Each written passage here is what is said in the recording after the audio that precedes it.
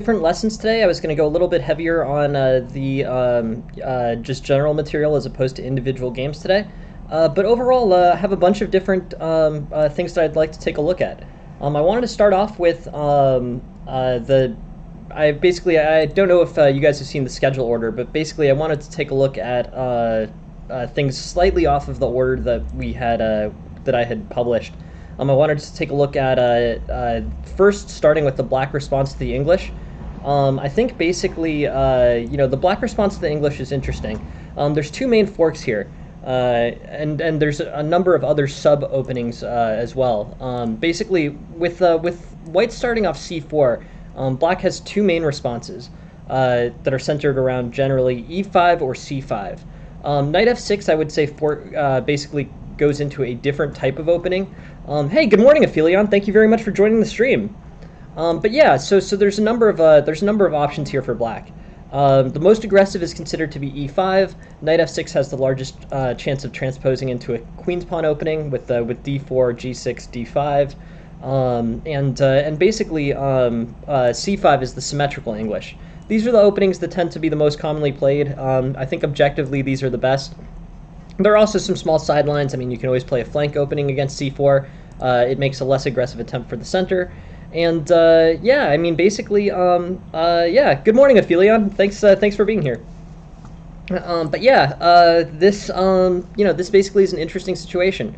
I want to take a look at c4, e5 a little bit more today. I think basically this offers the best chances for a black advantage.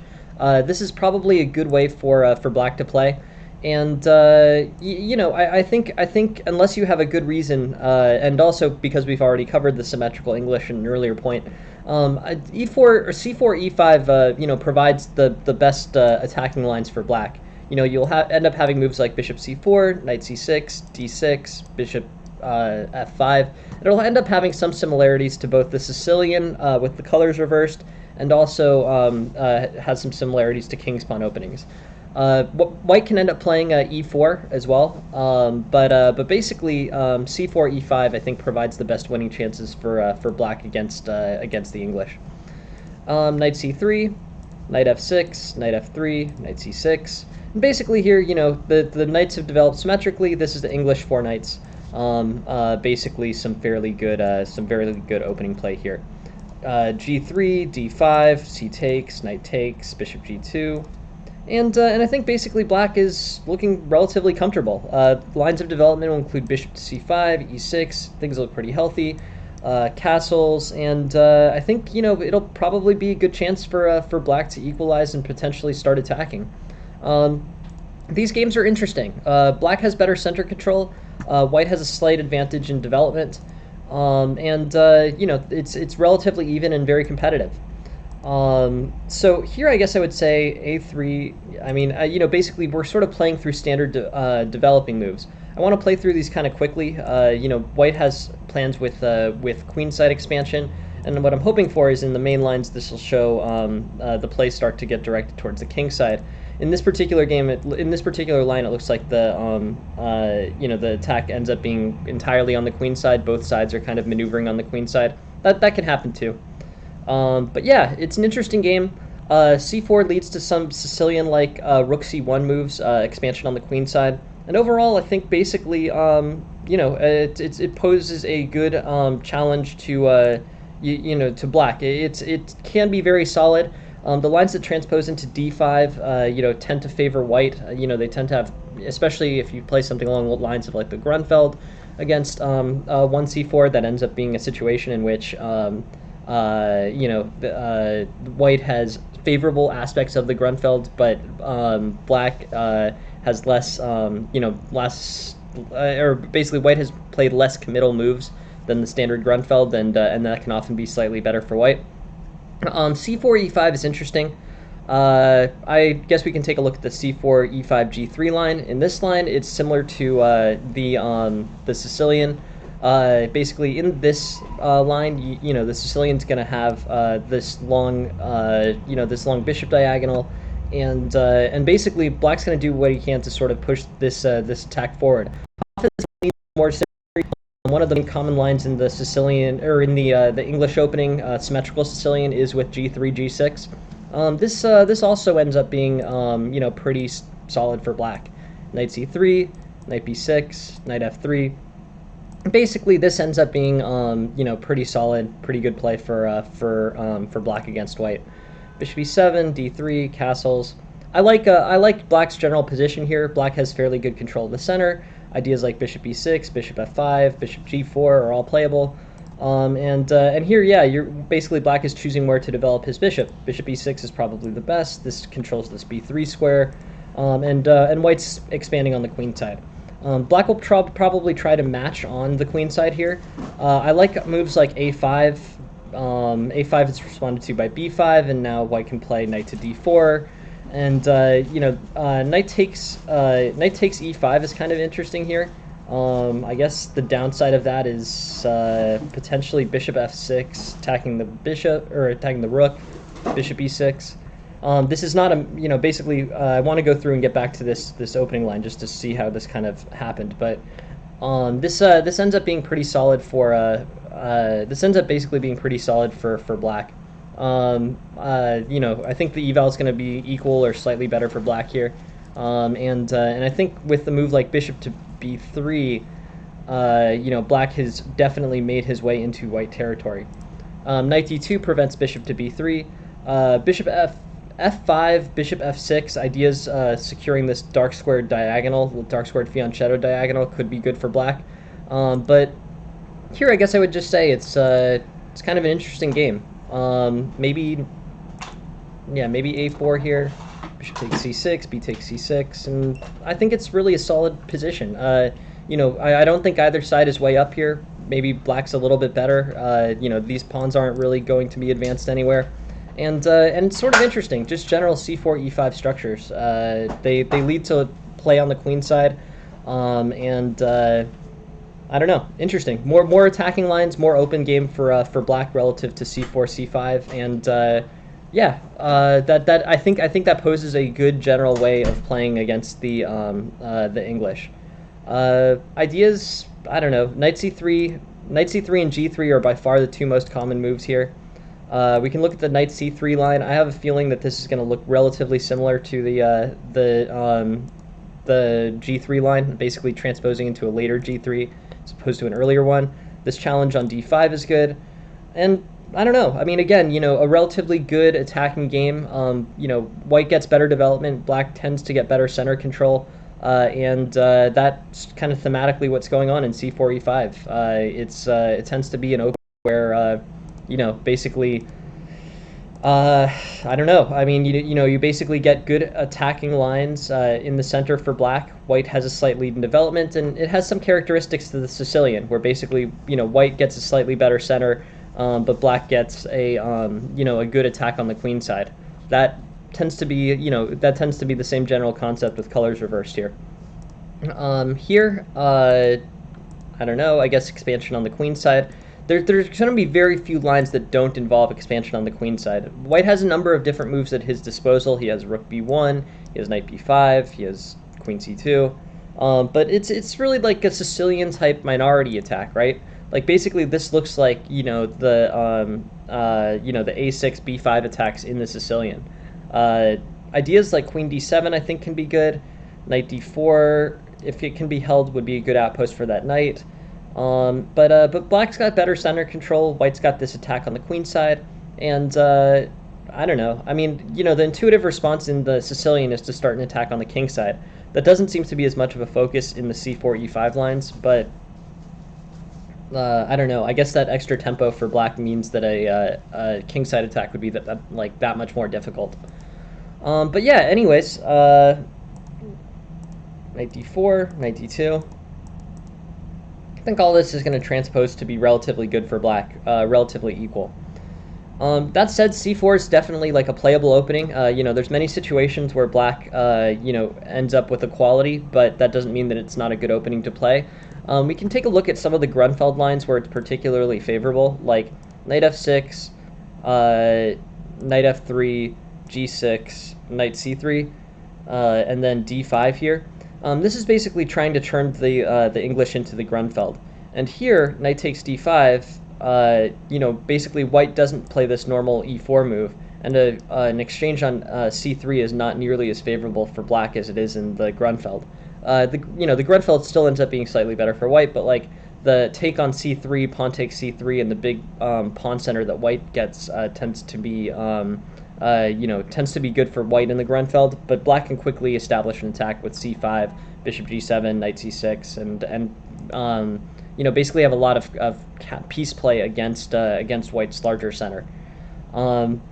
So this is the Anglo Grunfeld, I guess they call it, and bishop d7, queen h4, knight c3. This is overall good. No real issues for white. Black's development is a little bit awkward. White can play things like bishop e3, rook d1, exert pressure on this open file. It ends up being relatively good for white. E5 is an idea, but there's a few different choices for black here, and e5, bishop to e7. This looks good. I think there's not really much of a problem with black's play here. So yeah, interesting. Turns into a game. You can play the Grunfeld against the English opening, I guess, is my main point. And yeah, overall, multiple different types of ways you can respond to the English. I've looked at the symmetrical English before, but I just want to play into basically show like the full symmetrical English lines where there's the basically the full symmetry. Knight f3, knight f6, knight c3, knight c6, fully symmetrical g3, g6. And basically, black can play almost entirely symmetrically until white plays d4. On d4, I think the main response is d6. C takes d4 is also sometimes played. In terms of analysis, I'm sort of curious. d5 is actually getting a pretty good eval here. I guess I would say of these choices, c takes d4 is the one that's the most consistent with theory. Knight takes, queen takes, d6, queen d3. Hey, good morning, Tarash. Thank you very much for joining the stream. Yeah, so here I guess a6, and basically you're holding together kind of this position. You've transposed, you basically entered a playable game from the opening. This is about equal, and really now you just sort of have to play chess. Bishop f4 is getting suggested by the engine, which is a little surprising to me. I feel like bishop f4 runs into e5, although that makes the d6 pawn backwards. But yeah, I think this is all good. I would play a quicker b5 here. Like this line looks good to me. C takes, knight takes, bishop f5, and then threats on this b5 pawn. But I think basically this ends up being pretty solid. Yeah, I mean black. This is an interesting position. These pawns are connected and passed. That's dangerous for black. Materials equal. Black's bishop is slightly better. This is sort of an interesting simplified way out of the symmetrical English. I want to go back to an earlier part of this line, but anyways, I think as a bigger part of the picture here. I think this should give some insight into the ideas behind playing different openings as black against the English. There's basically a number of different ways that black can play it. Knight f6, c5, e5, and a delayed d5 are all different general strategies that black can play against the English. In terms of getting attacked as black, the English doesn't make as many aggressive plays for the center as d4 or e4. It's basically similar to the Sicilian with colors reversed. The main play from black in the English is intuitively or the main play from white in the English is d4, the same way that d4 is the main point of black's focus in the Sicilian. d5 is the main point of focus for white in the English in the center. So yeah, you can do Queen's Indian setup. That's an idea for sure. You can play into a lot of different situations that are similar to known queen's pawn openings. I briefly went over the Grunfeld just in the first 5 minutes here. Queen's Indian can be done. Modern can be done. Perk, all those kind of flank openings. You can definitely do those too against the c4, like you pretty much can against any opening. or any first move for white. But yeah, the main ideas in the English tend to revolve around c5, e5, or d5. And when d5 is not played as an immediate d5, it's played as knight f6, and then d5 on moves somewhere between moves 2 and 5. It's a good opening. I mean, basically, it's solid for white. If you're a Sicilian player, it might be worth looking at. It has a lot of the same similar themes, including play on the queen side, and yeah.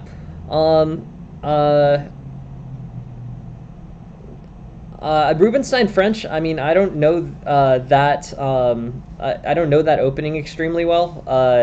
The pawn structure for Rubinstein French, I don't know. I'm not a French player, but it's a good question. You could ask. I mean, I don't know the answer to that. Is the yeah. But anyways, Rubinstein French is not one of the ones that I know. It's possible, I've probably seen it. I'm not super good with the names. Anyways, I was thinking of taking a look also at some GM games from Candidates 2014, and I think those are pretty interesting. There's basically a bunch of, there's a bunch of games here, highest level games.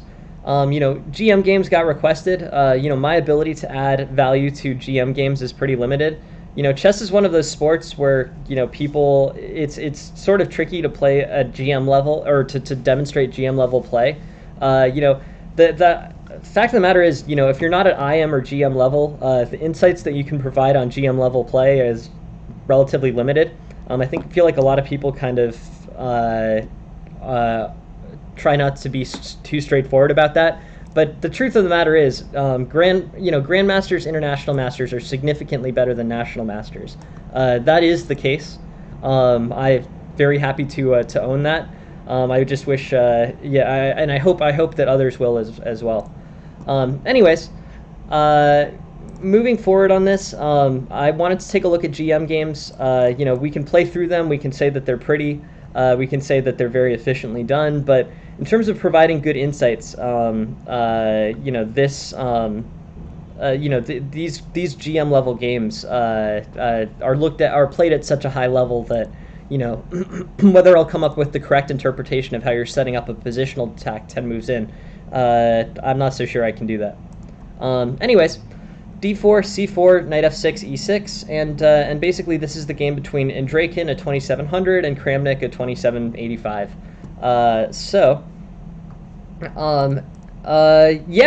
Totally, Smiggy. Here's some instructional games. Are you saying that I should? I'm not interested in playing at all. To be completely honest, I don't play. This basically, is a lesson stream. There's many different chess streams available where people are playing games. But this is a lesson stream. I mean, the goal here is not really even to make it a stream. It's really just to make sure that chess lessons become free and available to everyone, that we can. So I don't particularly want to play. I appreciate that you're interested, but I don't think I'm the right stream for you. Yeah, no. I think there's many people who show games that they play. But what really differentiates this stream is the fact that we are, my goal here is really just to transform the chess lessons and chess tuition business model. I want to make lessons free and accessible to everyone and given at a high level. I want to demonstrate that master level chess lessons are free. They should be free. And that I think is really the goal here. But anyways, thank you for asking, Smiggy. I just think I'm not the right person for you on that one. Anyways, knight c3, bishop b4, queen c2, castles, and basically this is this is an early Nimzo-Indian defense. So bishop b4, queen c2, castles, a3, bishop takes, queen takes c3, d5. And this is the general. I would not do that, Tarush, but it's an interesting question. Yeah, that's great. That's great, Smiggy. I'm very happy to hear that. I think the way that you can do, you can generate pretty quick improvement is through tactical play. I think it's one of those things like, I can't help and a teacher can't help, but the biggest differentiation between chess players is really the work that they do on their own. I can provide some insight on. That's funny. Remind me to play that against you, Tarash. That's yeah. I mean, yes, you didn't want to play that game, so that's all right, cool. But yeah, the real goal is just basically the truth of the matter is teachers provide very limited value. They in chess. They can steer you in the correct direction, but the hard work is going to have to be done by you. I mean, no, people are studying chess 5 hours a day, and the thing about that is that they're not doing that 5 hours with the teacher on the clock. I mean, the teachers are really used as a steering tool and not as something that's actually that helpful in getting people to improve. So I don't want to say I really appreciate that I really appreciate it, Smiggy, that you feel like I've been helpful. But the truth of the matter is I was barely helpful at all. All that work that you did was the work that you did. The teacher didn't add any value. I gave you some guidance, but the hard work was done by you. So I don't want to take any credit where it's not due. And I think basically the point of what I'm saying is the teachers add, the work is done by you. So I can try to add value where I can, and I can try to make explanations, but you should take credit for your success. Because the success was on your part and not mine. But I'm glad to hear that you're improving, and I am happy to hear that things are going well for you. If you I guess basically if you if you study tactics somewhere between 1200 and 2000, you are the one putting in that time. You are the one improving, and the teacher that told you to do that could be helpful, but the value of the teacher in that general equation was very little. So anything else would be misrepresentation. Anyways, yeah, good. I'm glad. Really happy to hear. Hanging Pawn's middle game playlist, and yeah, no, thank you guys. So that is all. That's basically that's it on that topic. So yeah. So going. Very happy to hear that you're improving, Smiggy. Keep up the good work. Really happy to hear that, and nicely done. But yeah. So let's look at this game. This is the Nimzo Indian. It's an interesting opening. Basically doesn't involve the immediate challenge of d5. d5 will be played in this opening. This e6 is supporting d5 as soon as d5 is played, but bishop e4 comes before d5, and that's one of the things that defines it as the Nimzo Indian. In terms of common openings here, this is all very sound, very well-established stuff. Kramnik is, a big fan of the Nimzo Indian. He likes these types of openings. Bishop g5, bishop b7, f3, h6, bishop h4, and d5 is really the way to continue to move this forward. Basically now black has relatively good center control. These pawns are symmetrical. The c4 pawn is more advanced than the c7 pawn, but these ones are symmetrical. And basically, if you were to determine who has better center control here, it's not super clear. I mean, this queen is feeling somewhat stuck on c3, although, it's not causing any problems there. And basically, here, there's multiple different routes forward for black. c5 maintains the pawn structure symmetry. But in terms of considering who's better in the center, like this bishop controls a lot of squares. This development on d7 can be good. c6, c5. Overall looking good for black. So I don't know. Maybe knight d7, maybe queen c8, c5. Multiple plans. C takes, knight takes. This is aggressive. Looks like it loses a pawn, doesn't it?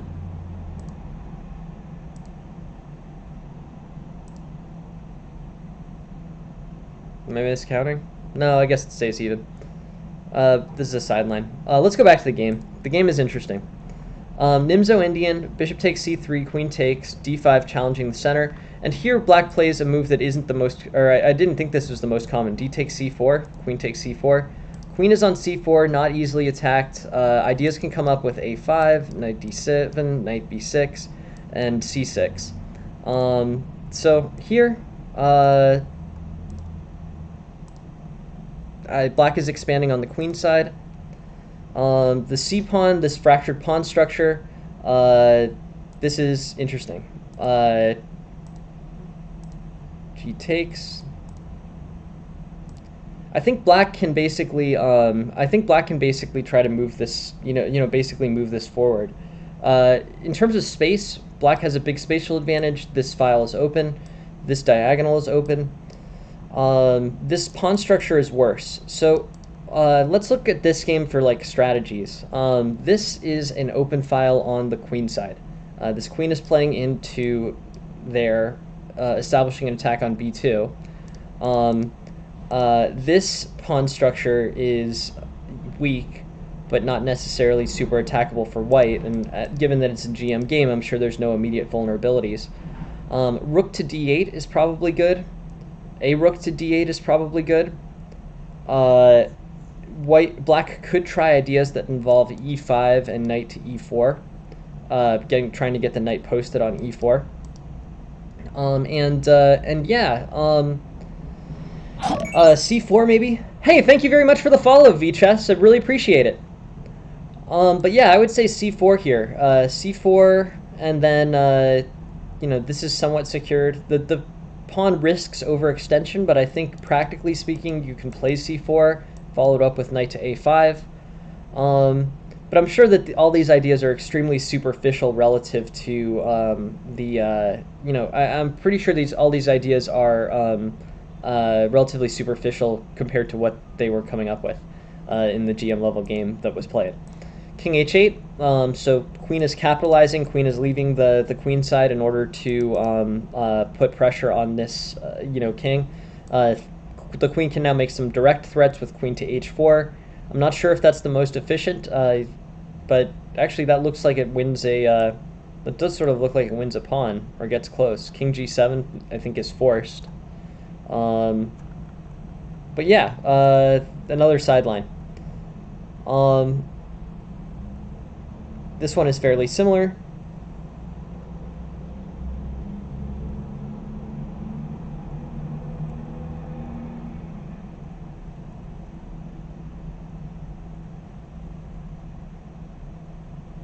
And yeah, looks basically about even.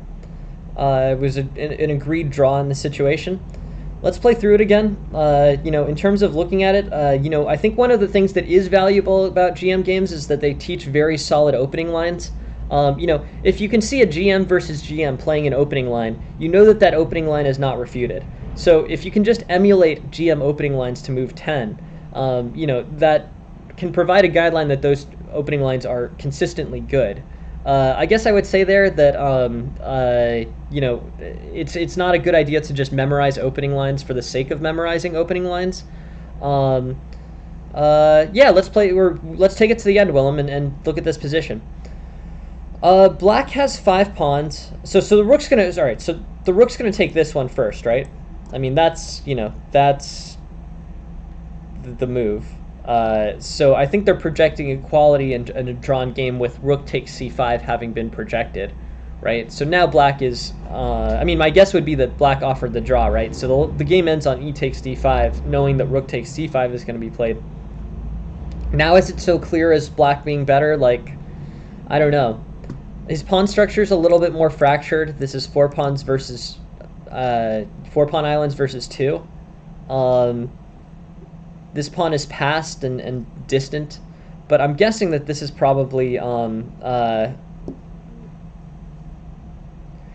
no, completely agree, Tarash. And I think that with ideas behind the chess openings by Fine, you can basically learn the ideas behind each of the openings individually without really having to go much into the technical theory of it at all.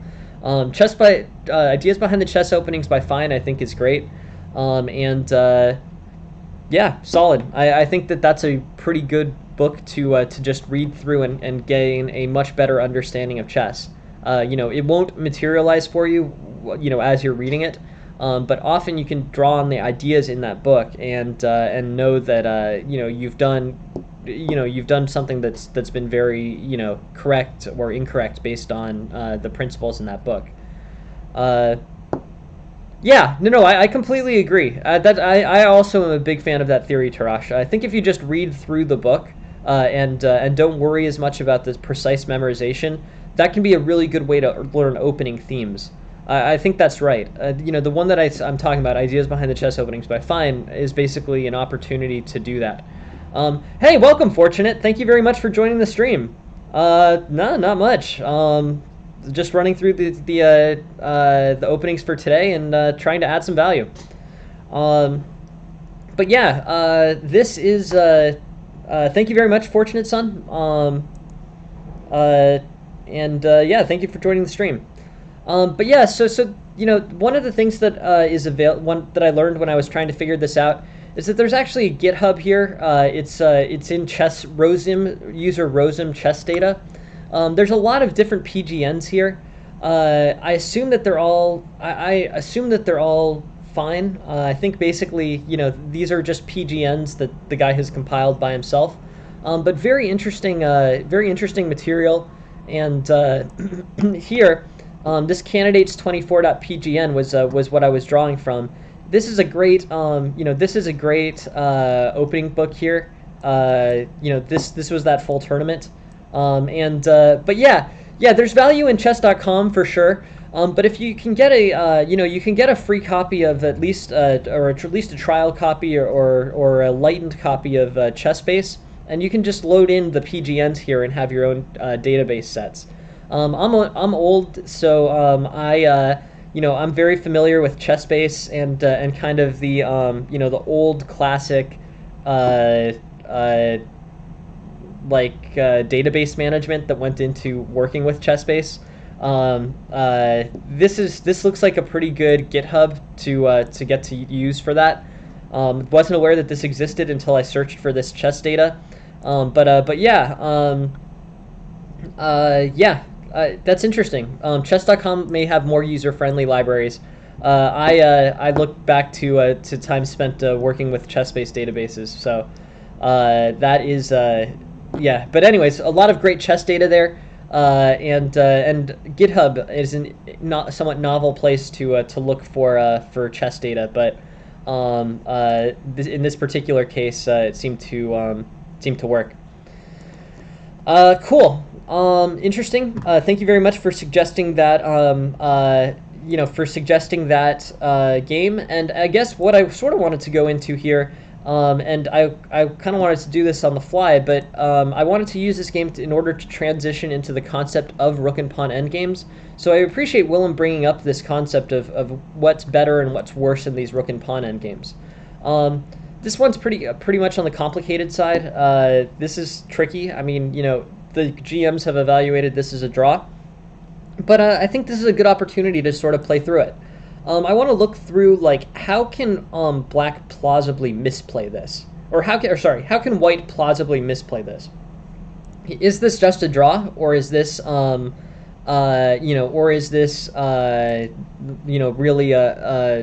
or are there legitimate winning chances for black? Willems raised a super interesting question, and I want to start my conversation on rook and pawn endgames based on this endgame here. So yeah, Willem asked the question: is this a win for black? Given that it's white to move here and white's going to play rook takes c5. I don't know. It's interesting. Let's see what white's misplays are. The engine immediately plays a move that I think is going to move things in the drawing direction. Let's say e takes d4, rook b4, and each move here I'm going to see basically what the engine suggests as white and then not play it. So say rook d5, king e7. I'm just wondering if black can play this so badly that or white can play this so badly that black will win. This is a pretty good demonstration.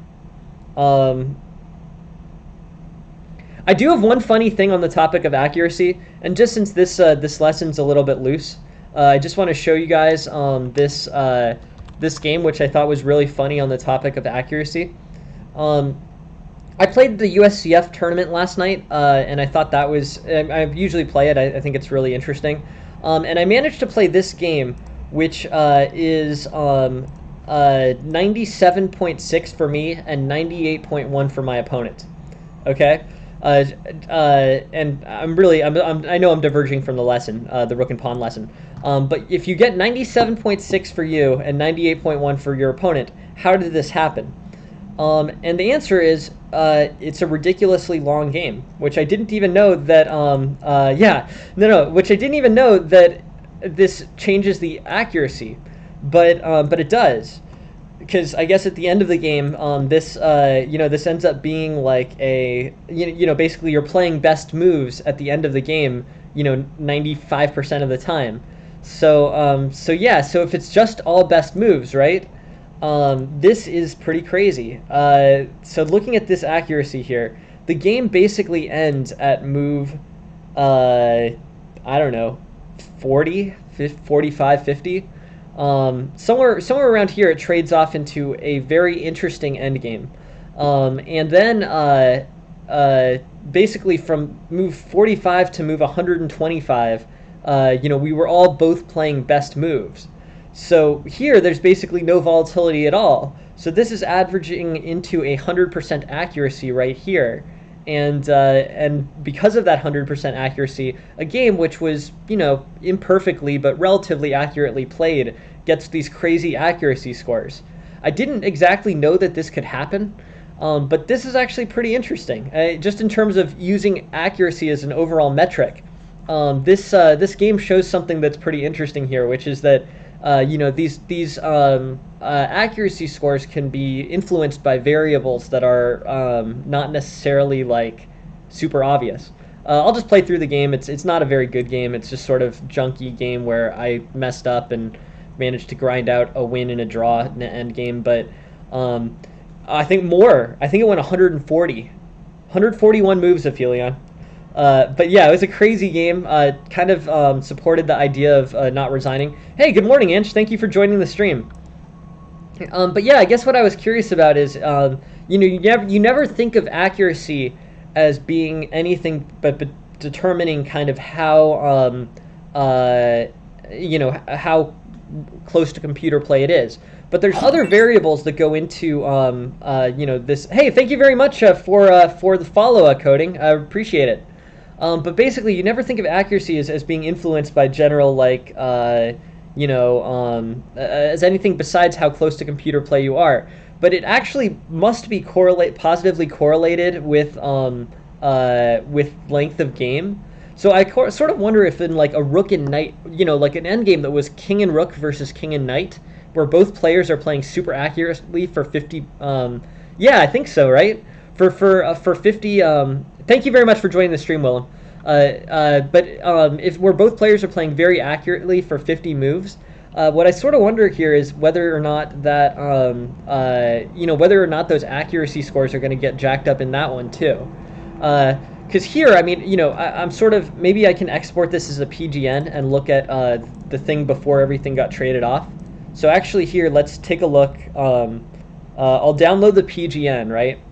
And look to this game both as up to move, basically as up to move, say 50 or something. Like, let's see where everything got traded off. So I would say everything's pretty reasonably traded off in this game at like this point.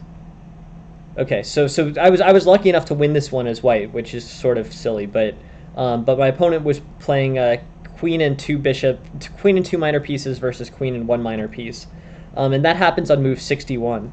So what I'm sort of curious about here is what the accuracy score was up to the end of move 61, and what the accuracy score was up to the end of move yeah, no, right, exactly. Engine eval is kind of, there's other variables here. Like, I'm sure what this implies is that accuracy is positively correlated with length of game. So in this game, right, we each got really high scores on accuracy. The scores were 97.6 to 98.1. Interesting. So let's take a look at this and say what happens with an analysis that only goes to move 61, and it's the same exact game. And I can show you from move 61. We're basically screwing around on this extremely flat line for a good solid, I guess, another 80 moves or so. But a lot of just bouncing around, a lot of best moves. Nothing really happens. It trades into bishop and queen versus queen. And it just looks like this. It's just a whole bunch of moves, and we're playing in time pressure, and I'm trying to flag him and stuff. And I actually make an error here. I actually hang my queen at one point, which I thought was pretty funny. Here, I played bishop to f4, which is a double question mark, and actually gave my opponent queen to h8, skewering my king and queen. I was lucky enough that he missed it, but I should have lost this game after queen to h8 here. That said, it was like time pressure, so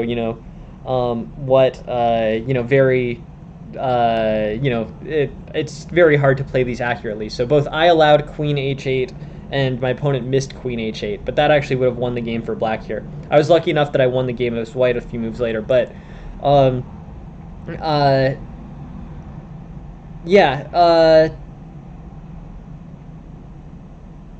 that is interesting. No, I'm just interested in thinking about how these issues work, but yeah, anyways, I made a fatal error in this one. My opponent missed it, and I was lucky enough to win.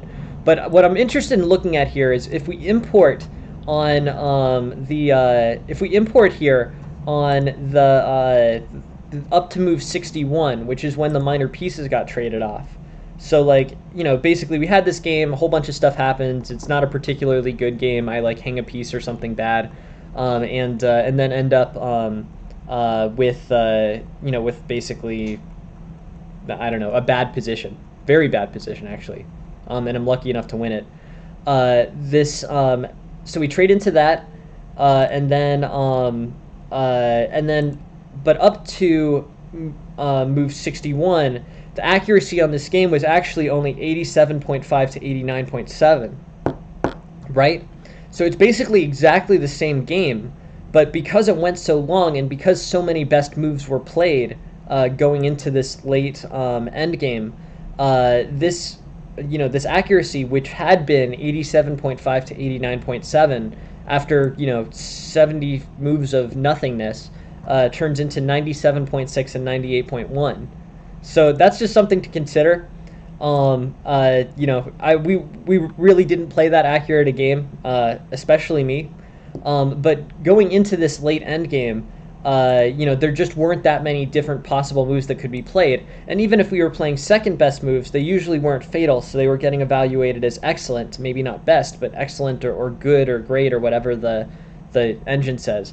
But basically, with the length of the game going up, the accuracy scores go up as well, which is interesting. I mean, I guess I have kind of something of a programming background, a development background, and a data analysis background. So when I see something like this, I'm like, that's pretty interesting. This is, I don't know. It basically shows that there are other variables at play other than just accuracy score in getting this top line accuracy rating. But interesting stuff. Just something to think about. My rook endgame lecture was kind of whatever. I didn't really have a great thing prepared, and I was going to sort of muscle through that Andrakin Kramnik game. But anyways, just since we were on the topic of accuracy, I thought this was sort of an interesting chess-related topic, where basically the identical game. I mean, you can see these bars basically represent where the game was competitive, or the game was not simplified. And then this same game, same exact bars with 80 moves of just random queen and minor piece maneuvering, goes from an accuracy of 87.5 to 97.6, or 89.7 to 98.1. But yeah, pretty interesting. Just something to think of in terms of accuracy. If you're interested in looking at, I'm actually I'm interested in enrolling in this machine learning program in the relatively near future. Just something interesting to think about when you're evaluating the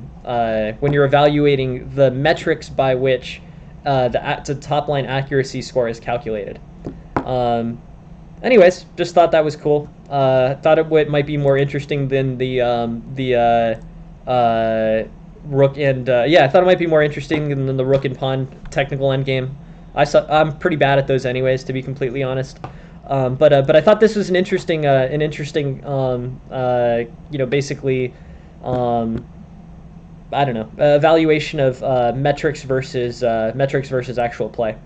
Yeah, thanks, Tarash. I hope that wasn't too boring or too technical, but I thought that was an interesting general idea there. Anyways, on to the games. We have 3 games from Coach, Electric Horse, and Pravilo. And let's take a look at Electric Horses. His is first. All right.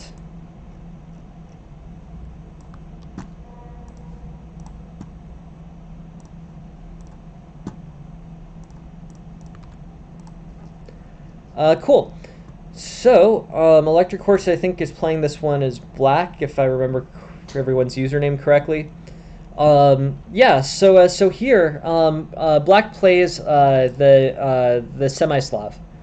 Semi-Slav d4, d5, c4, e6 is usually pretty solid. I didn't know that. I didn't know that, Anch. But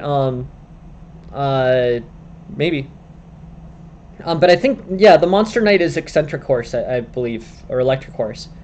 Um, so I wanted to get to his game, but yeah, this should be interesting. D4, D5, C4, E6. This pawn structure tends to be pretty solid for black and tends to be, good except for the point that this bishop runs into this E6 pawn. Here, knight F3, knight F6. Development is normal. Knight c3, c6, and now basically black has the semi-Slav structure. We spent a little bit of time talking about that. We talked about this yesterday. This structure tends to be very solid for black. Difficult to go wrong with this structure.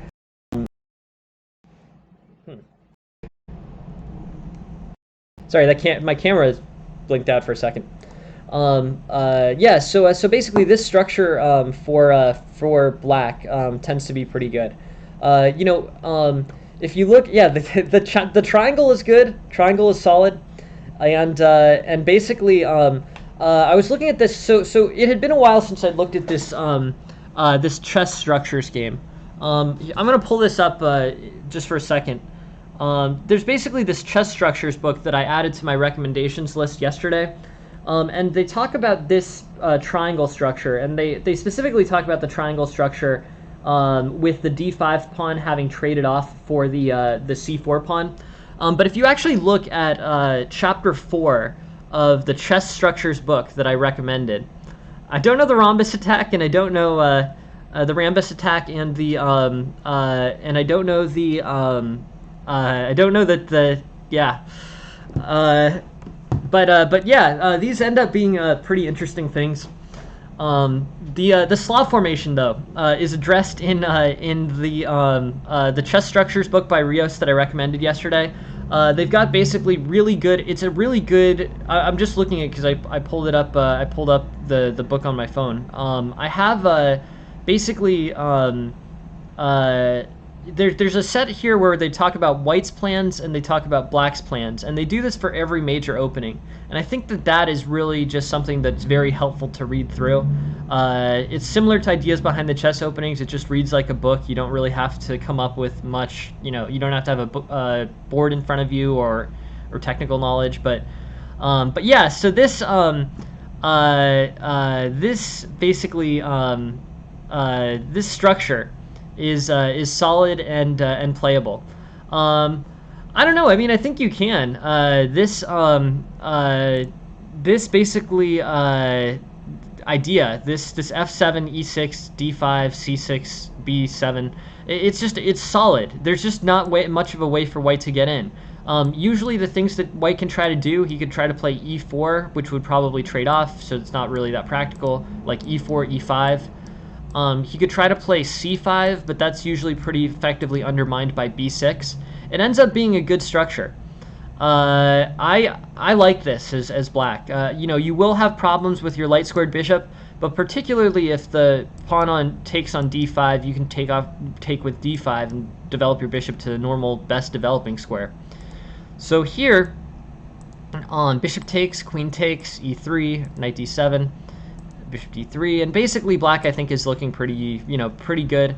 This is where it transposes into what they call the Slav formation in this chess structures book. D takes c4, b takes c4, and you have this, you basically have this open space where the lead pawn had been. But you still have a relatively solid position. You have a little bit more danger there in terms of there might be opportunities for white to get posted on e4 or to play e4 as a pawn advance and get a big center. But this is generally how this, this is often how this turns out. When bishop plays to d3, pawn takes c4, bishop takes c4, and this ends up being reasonably good for black, and white's still better, but reasonably good for black. It's just a playable game, playable middle game. It's going to involve normal middle game principles. So yeah, this is transposes into the Slav. Here c6 goes unplayed. So this is Queen's Gambit, basically orthodox, or the old classical Queen's Gambit. No c6 being played. That's not. I don't know. I'm a big fan of the Slav, and I'm a big fan of playing c6. The reason why is because I don't think that knight to c6, which is really the only move that c6 disrupts, is really that great an idea.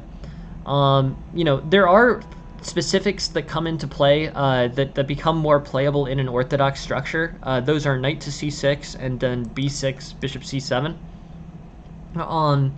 But here I think basically this ends up being pretty much, I guess I would say pretty much good for pretty much good for black, despite white having this aggressive attack. Yeah, I don't think it's a good idea. I was just trying to calculate it out. This pawn takes g5 is not that awesome for white. This is not a sound sacrifice. I just want to go through this here, but this is out of the orthodox. I think we're still going to be an opening book pretty comfortably.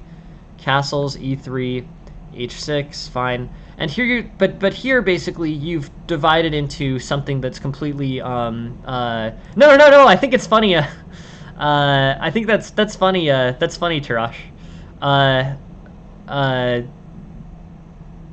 Yeah. Hey, welcome, Dennis. Thank you very much for joining the stream. But yeah, so what I guess I would say here is, in this opening, when you play h6, you're well within opening theory. This is the second most common move for black. But I think what should tip you off, and basically what I was suggesting in my analysis session, how to learn openings from probably 2 to 3 days ago.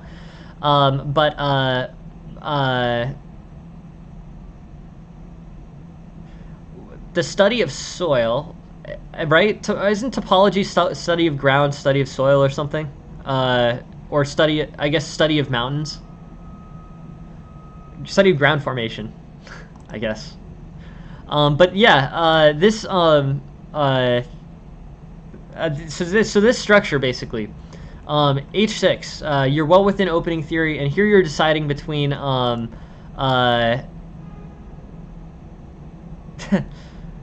that's pretty funny. I mean, I was never that great. I was not that great at technical math. Like, I stopped after calculus 2. I took statistics. I didn't take math that far though. I didn't take linear algebra even. But yeah. Anyways, this concept is big. So I wanted to just go through and look at the evals here. The ideas I think are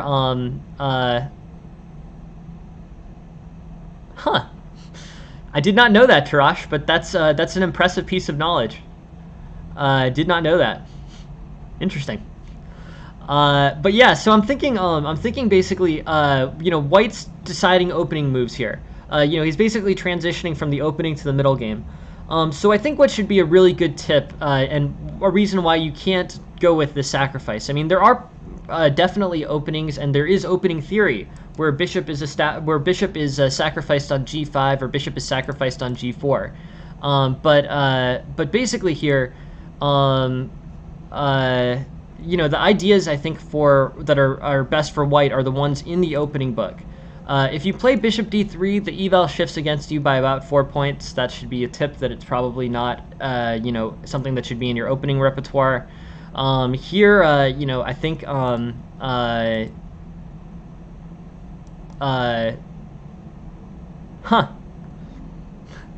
interesting knowledge. It's beyond me, man. But yeah, h6 and then bishop h4 is the most common. Bishop takes f6 is also playable. But using the criteria that I was talking about the other day, if you see a really big negative eval shift against you, and you see a move that isn't in the opening book, that's probably something that you should take out of your repertoire. So Chess Bia has had a basically Chess Bia has moved away from this. Basically this Chess Bia basically has played some moves that I think are pretty unsound in the opening and leaves black with good chances to win. Here, as black and as a general plan, I would try to trade off pieces. Your pawns are roughly the same. I mean, white, they basically both sides have kind of fractured pawn structures. White is up by 1 pawn. I would play something like rook h8 here. Trading off pieces, I think, is pretty clearly good for black. And I think if you can push that idea forward and simplify, you'll trade into a very favorable endgame. So I would go with rook h8. I think that's the most immediate threat for white, for black in terms of trading off. I think maybe bishop h4 could be good. Maybe rook h8 and then bishop h4. But if you can, you definitely want to force off the larger pieces here. b6, knight b7, knight c5. That looks good.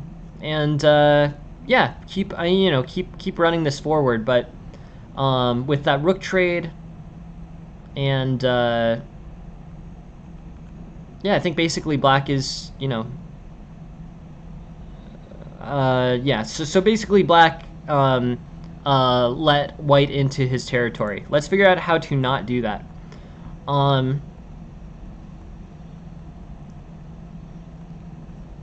So here, e5 I would already say is probably not my preferred move.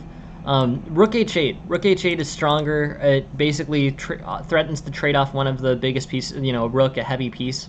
I think you can probably then move your queen to f8, knight to e8, but I think you really do need to be careful. You're up a piece here. You're up a piece to a pawn, and your eval's at about plus 3.5. So with that in mind, I guess I would say that you probably shouldn't play things that are basically you shouldn't play things that are risky. You can play pretty conservatively, and if you give away half a pawn here and the eval shifts from 0.3 to 3 or 3.5 to 3, like that's actually just fine for you. Bishop to b4, okay. King f1. But again, I think closing the position to really prevent opportunities for white to attack it should be the strategic priority here. Like queen e8, queen f7, I think is good.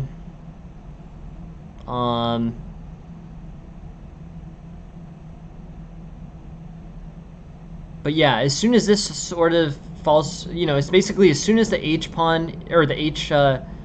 This was the big, in my mind, this was the big error. This queen d5.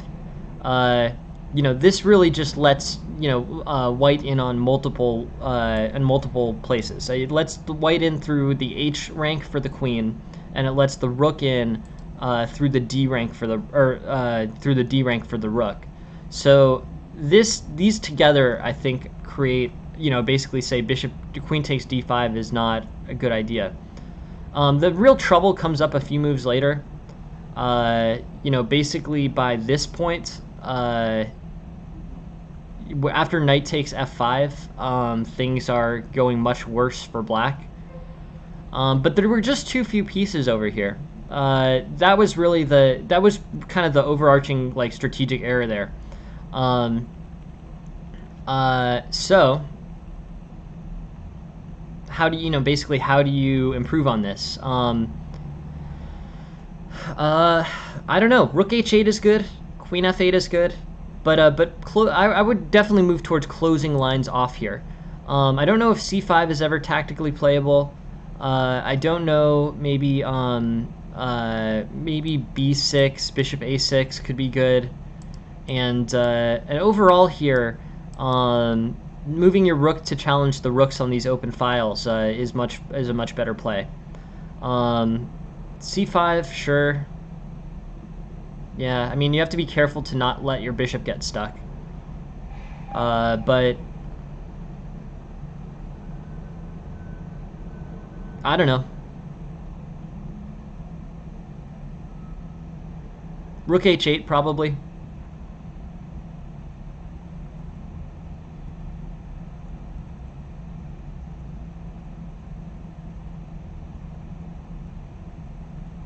Yeah.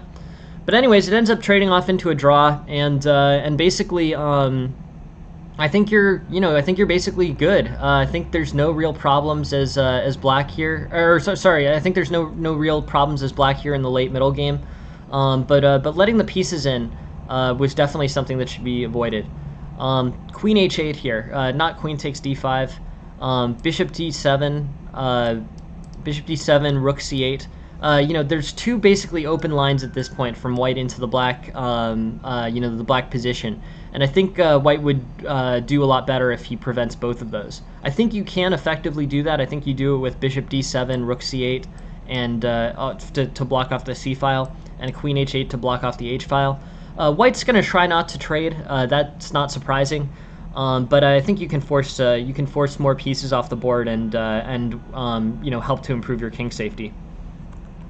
Black never really, basically black never really allows, letting white into that position here was an issue.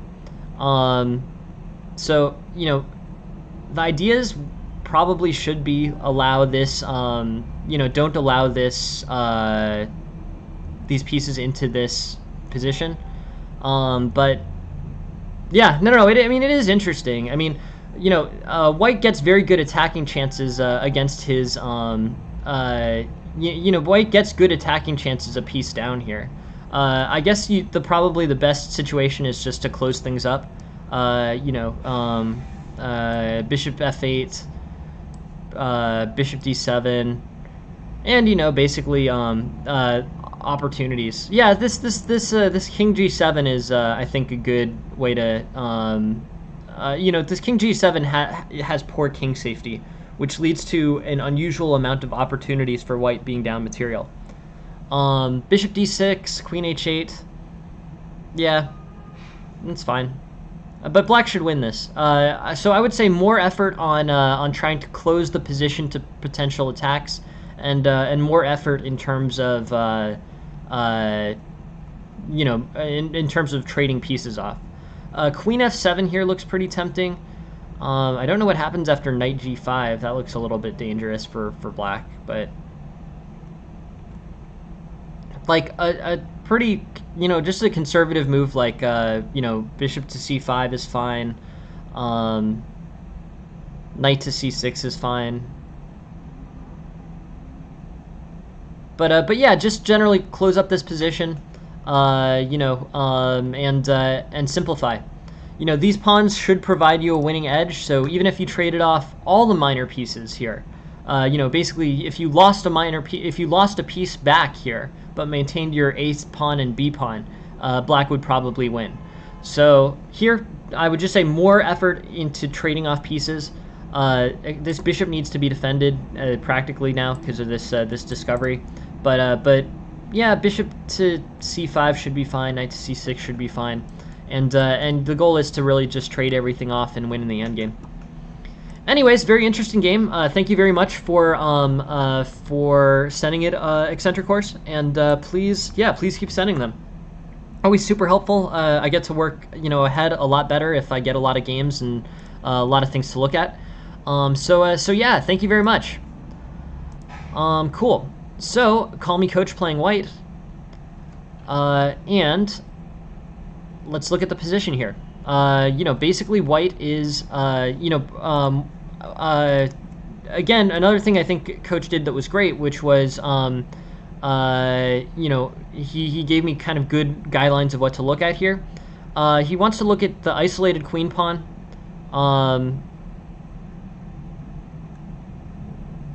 Yeah, that's a good guideline. We can look at that isolated queen pawn for sure. Here, pawn takes, and white's basically better. Yeah. So here's, I would say e4 maybe. But yeah, so here's the situation where this isolated queen pawn gets established. The engine's saying that you probably shouldn't have gone with e3. E3 to e4. With e4, you do get an isolated queen's pawn, and that ends up being pretty weak. The isolated queen's pawn, and that ends up being weakening. So pawn takes, knight takes, bishop takes. Basically, I think white is fine. Maybe bishop g2, maybe bishop f3. But white has some general ideas here that I think should be pretty solid. Maybe bishop to d3, because then knight can play to e4. But I like this general position. So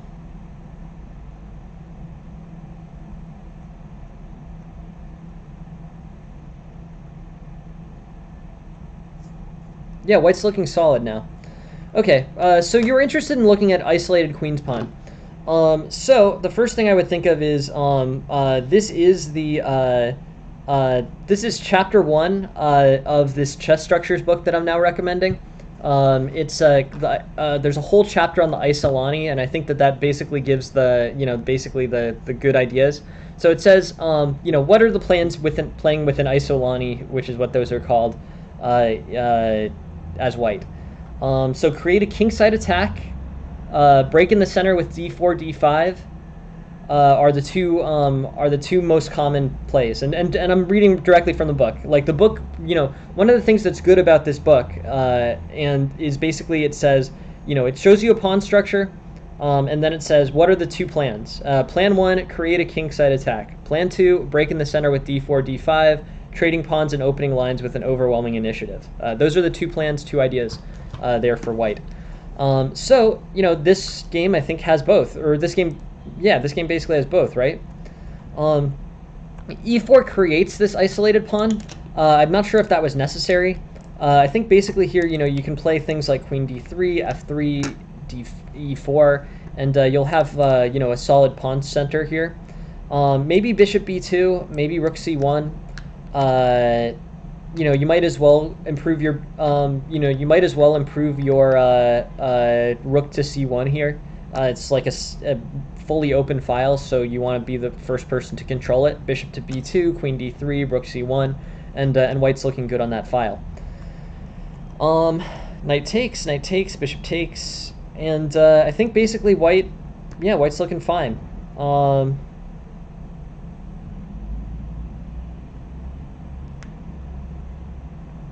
And here's basically where this initiative, push the pawn forward from d4 to d5 with an overwhelming initiative was exactly the phrase that the structures book recommends to play this idea.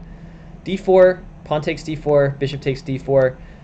The pawn center is simplified. The pawn structure is now symmetrical, and white does have an initiative here. The eval is still given as equal. I think that feels ungenerous to white. With bishop to g4, rook to c2, I think you basically can try to. I mean, basically with bishop to g4 or bishop to g5, rook to c2. In terms of advancing this, I don't know, rook to c2, queen to f5. But I'm surprised. I would figure that, white has much better center control here, both with this bishop and with this queen and with this bishop. I would figure white would be getting an eval edge here. Anyways, it's equal. Bishop g6, queen d5, hangs a piece, it looks like. Queen d5, wait, queen d4, queen takes, rook takes, and bishop to f6. And things are overloaded. Oh, this is what actually happened in the game. Yikes. Okay, cool. Yeah, so interesting, coach. Yeah, you've played a good game up until this point. Among other things, you managed to successfully play the main Isolani strategy from the book that I was reading, this chess structures book, this d4, d5 plan. With this, I think you get a good position. It's a late middle game position. You have the opportunity to attack both on the queen side and on the king side. You'll need to be careful, but I think you can be careful here. Both sides are, I guess white's a little bit more exposed, but both sides are sort of facing similar risks. Good question. Yeah, no, it may. That's actually a very good idea, Tarash. Maybe maybe the engine is just evaluating the game as being. Hey, welcome very much, Maria. Thank you very much for joining the stream. But yeah, so I think basically, the engine could be evaluating this all the way into the end.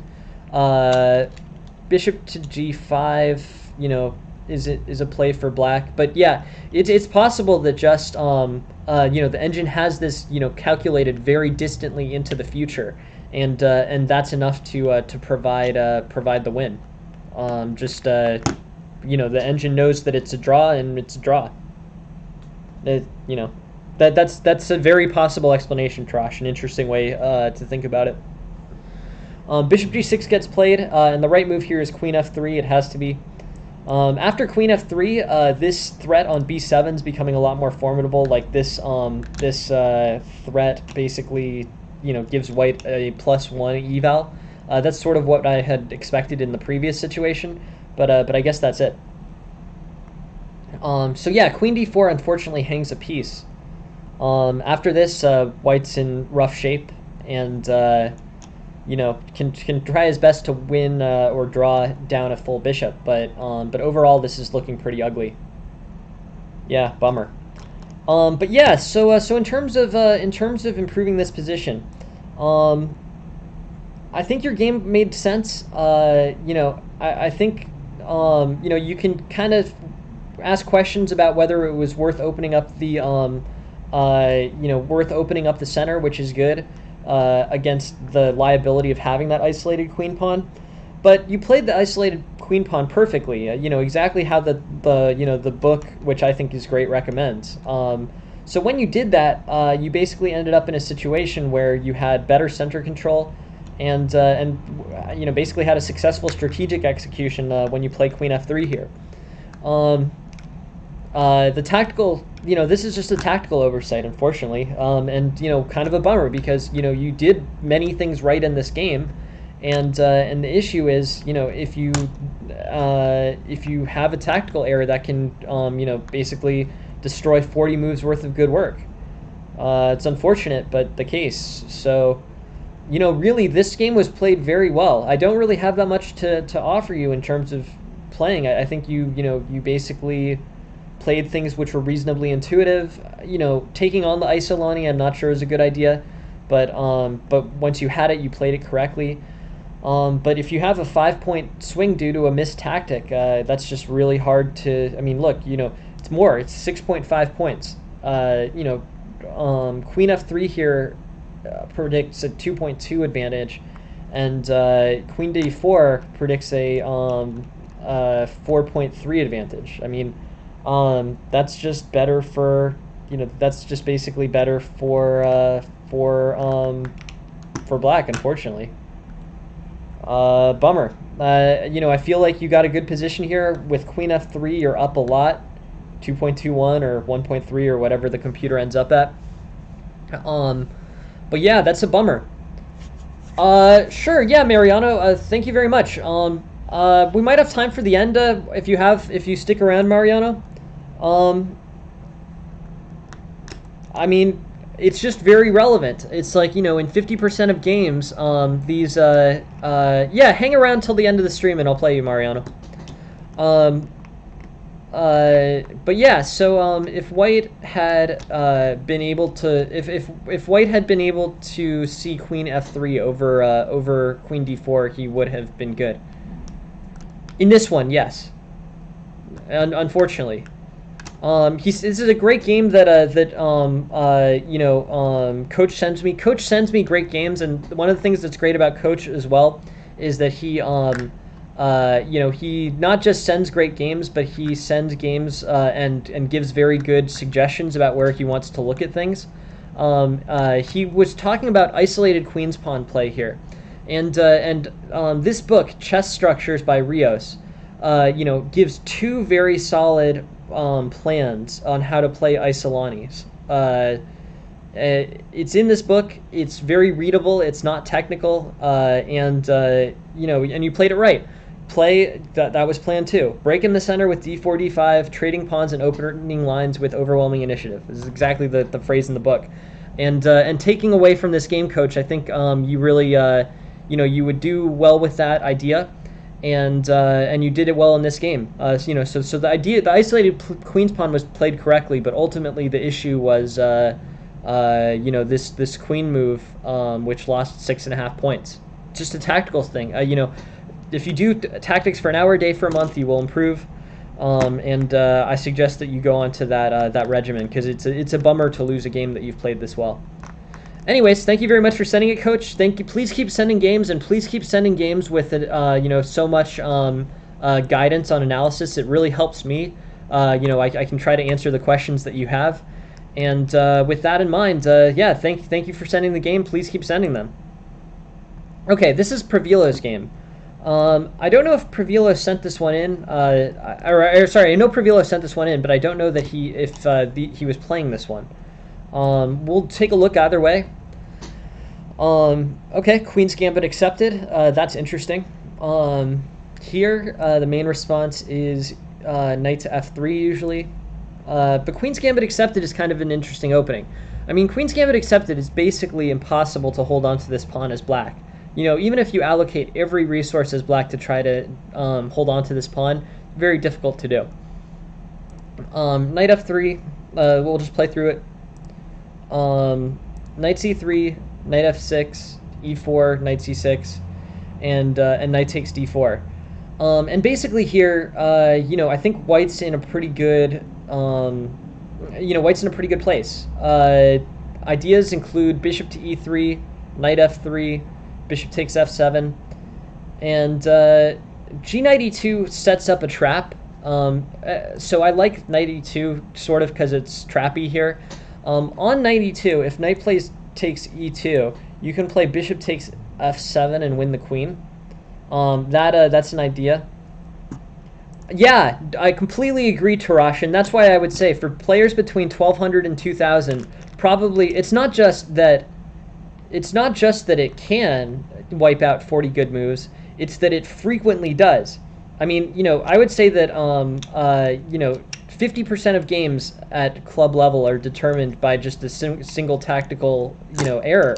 So, in terms of lifting yourself out of club level, I think the best strategy is really just to study tactics and get yourself to the point where you're playing accurately. From a fundamental perspective, most people play reasonably correctly. Like, they develop their pieces, they, try to control the center, they try to increase the mobility of their pieces in the middle game. But, if you make tactical miscalculations, it's just, there's nothing that can really be done. You're basically losing a game where you had superior understanding. It's a bummer. So I would say that's a good way to go about it, and I think 1200 to 2000 tactical studies should be 75% of your training. I mean, a really high percentage. So yeah, knight takes d4, e5 is sort of slow. Knight to e2 is interesting because it has that trap in it. E5, the issue with e5 is basically that it overextends this pawn and makes it difficult to defend. You can't comfortably play f4. I think this will open up your position up too much as white. But e5 becomes a liability when it's this far advanced. It's just dangerous and not well defended. Knight plays to g4. Here you technically give back knight takes e5 if you'd like. Or sorry, no, wait. Bishop's threatening e4, so you have to trade off the knight for the bishop, or move the knight. And then here's the biggest error of the game, knight f5. So this is a situation, again, where we're talking about tactics. White is basically playing a, White basically has a move here. A tactical win. And this is something that really needs to sort of be seen. In this situation, basically you have a great opportunity. With tactical study, you will see this move as white, and you will win this game. So the correct move here is bishop takes f7. The king can't continue to defend the d8 queen. Queen takes d8, and you're good. You're up by 9 points. This really should be a win for white. I think white's in a very good place with this. Instead, queen takes d8 is an error. You can still follow up with bishop takes f7 if you want and win that pawn. Castling is fine. Bishop takes f7 is good again.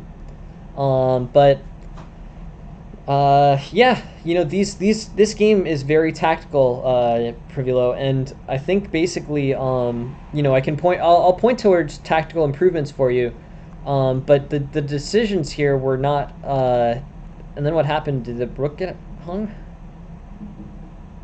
Well, you found this one, so okay. So this is a perfect demonstration. You're halfway there, but you're not fully there. So you play rook d1. And then the king is forced away from the defense of the rook. Great move. This wins the rook. So this is great. Great move. Rook d1 is a tactic that you saw. So tactic decided this game. And now I think you'll be able to close this out. Okay. Interesting. So this is really about tactics. So I'm just going to go through and show the different tactical improvements for white. First improvement, bishop takes f7, king takes f7, queen takes d8. Wins the queen. Second improvement, here bishop takes f7, and then on knight takes e3, rook to d3, the knight has to go somewhere, so say f5, and then you can play bishop to e6 and win the bishop. So that's another improvement here.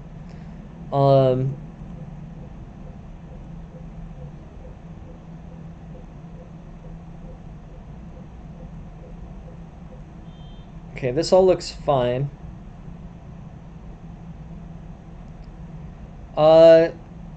Well, so positional mistakes basically involve okay, and then this was the third basically big tactical opportunity.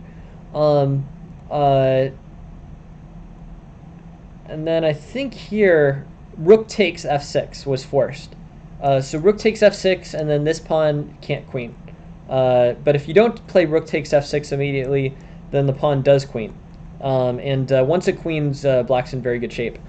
Thank you very much for asking the question, Psychological. The question, or the answer to that is basically, a positional mistake is one in which provides you a sort of lasting positional disadvantage. So that can involve either less center control, that can involve a space disadvantage, that can involve opening lines of attack for your opponent. I'll try to find a positional mistake from this game, but basically, the positional mistakes are different than tactical mistakes. Often tactical mistakes involve direct loss of material. There is kind of an area where tactical play leads to positional advantages or disadvantages, where it's sort of like, is that a positional mistake or is that a positional play or a tactical play? That's sort of a complicated question. But I guess my question there is basically, does what can you do to or what can you do to make sure that something is purely positional or purely tactical? I feel like tactical is easier to define. Positional mistakes, I'll show you. but there's a tactical aspect of positional mistakes as well. So let's go back. We can take a look and see one from this game. Yes, that's a great example. Yeah, so if you have a knight and a bishop left, or so let's say or putting pawns on the same color as your opponent's bishop going into an endgame. You know that it's not going to lose material for you immediately, but it will lose it will lose material for you eventually. But it will provide a positional disadvantage in the short term.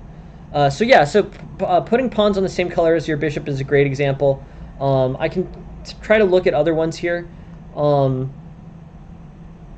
This would be one if you go take a look at this. So in this game, bishop to b5 moves the bishop. So you have this tactical improvement. It's a very good question, Psychological, and I appreciate you asking it. Bishop takes f7 is hey, welcome, Pravilo. Good tactic, good rook d1 tactic here. I wanted to just take a look at this one. So this was really a good way of deflecting the king off of the defense of this rook here. So I wanted to make sure that I gave credit, and I really appreciate you sending this game in, Pravilo, and please keep sending them in. I know that we've kind of gone over it before. I think the biggest improvements to your game will come with good tactical play. But if you play rook to d1 here, this knocks this king off the defense of this rook. So here, rook to d1, king to c7, king takes e8, and basically white will be in good shape up a rook. You'll still need to play accurately to win, but this was a good tactic, a good thing that you found.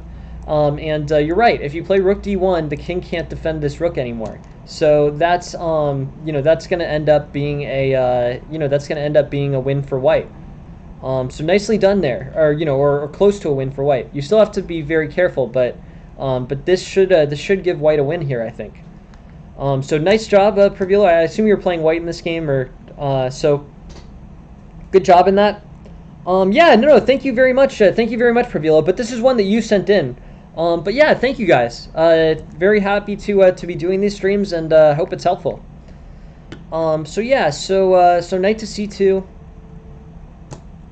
Here you have the opportunity to play rook takes f3. I think that was pretty important. But apart from the tactical stuff, I wanted to look more at kind of positional concepts, because Psychological was asking about that. What I was thinking in terms of advancing this position positionally, or what may or may not have been a good idea positionally, I think of this bishop move, bishop to b5. So this is a positional error. So the first thing is bishop takes f7 is objectively probably the best move. But let's forget that that's the best move for a moment, and let's just look at this move, bishop to b5 in isolation. So bishop to b5 is a positional mistake, and I think it's a positional mistake because it basically takes the bishop on from one diagonal, this diagonal, which has 7 squares, and puts it onto a diagonal that has 5 squares. So overall, that basically, unless you have a tactical reason behind it, that is a positional error. You're taking it from a big diagonal and putting it onto a small diagonal. That's not necessarily like the best idea. So the mobility of the pieces should be maximized, for sure. That's important. Limiting mobility of pieces unnecessarily is only going to be it's going to be basically a deadweight loss for you. I would definitely say bishop to b5 is a mistake, moving moving from a line of 7 to a line of 5. I guess I would say c6. So what's a positional issue about this as well is that this this c6 pawn blocks off. Basically this improves black's position. This c6 pawn doesn't win anything. It doesn't win any tactics. But bishop b5 is a positional mistake because it puts the bishop onto a worse diagonal, and it allows black to improve his position with c6. Now with c6, black has a positional advantage that he didn't before, which is he gets to play king c7. The c6 pawn also wins tempo, so the bishop either has to choose between going back to c4, which is kind of rough now because knight takes e3, or bishop to e2. But basically, over the course of one move, white has limited his chances. So I think in that respect, it's been a, it's a loss of a good diagonal for a slightly weaker diagonal, and it helped to move black's pieces forward. Generally, yes. I mean, the answer to that is there are other considerations. There's tactical considerations that are more important than that, Ahmet. But the issue with putting your bishop on the or the goal is basically to put your bishops on the most active diagonals that you can. So yes, broadly that's true. That's why people fianchetto stuff. They play like g3 or g6, so they can get their bishop and put it on the longest diagonal.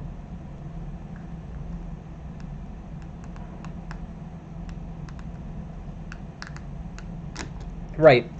Yeah, no, I think that's right, Tarash, and that makes sense. I mean, it's an intuitive move. Adding more attackers, is always good. But if it's yeah,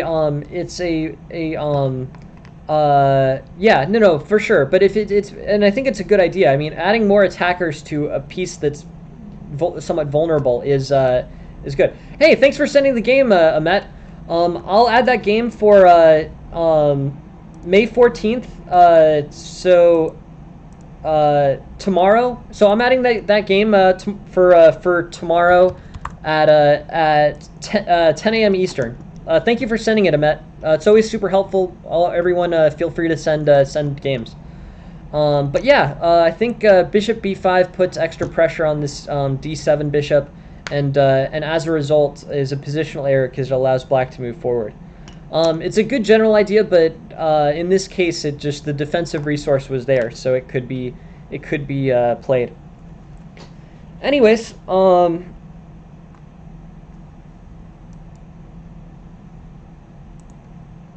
yeah, I mean the issue is in this particular case, e6 runs into or e6 runs into pawn takes, bishop takes, knight d6, but. Yeah, I mean, I'm sure this is a little bit better, but here knight d6 and black's still positive, yeah. Maybe a little better, but bishop takes f7 was I think the best move here. Yeah. Anyways, thank you very much for sending the game, and yeah, overall I think it's a good good general game here. Well played. You had a good tactical attack, and I think with better, basically better tactical play is your number one priority, Privulo. I think where you play, basically if you play tactics for an hour a day for a month, you will definitely improve, and you'll be kind of on the right track to improve as quickly as possible. That's what I'd recommend. I think that will really help you. And yeah, no, thank you very much for sending it, Privulo, and please, yeah, yes. So I think at the end of the day, especially if you're playing instinctive type moves, Privulo, you really need to back that up with good pattern recognition. And I think the best way to do that is probably through like a tactics trainer. There's a few on the Discord that I think are really good, and some of those are free. But I'm super happy to go over your games, and please keep sending them. But I think your quickest way to improve is really to just go through chess tactics. More and more chess tactics that will work. And yeah, thank you very much for sending the game. Thank you very much for being here. And yeah, the instinct is definitely a good part of the game, but yeah, if you are playing instinctually, which you have to sometimes at faster time controls, make sure you have the good tactical background to back that up. Anyways, thank you guys all very much for being here. Thank you for joining the stream. Please send in more games. It's super helpful in terms of me organizing the stream. So on the Discord or wherever, please keep sending them. Yeah, thank you guys very much for being here. Thanks. Yeah, thanks for being here. Have a good day. Next stream is at 6:05 p.m. Eastern time, and look forward to seeing you there. Thanks very much. Have a good day. Bye.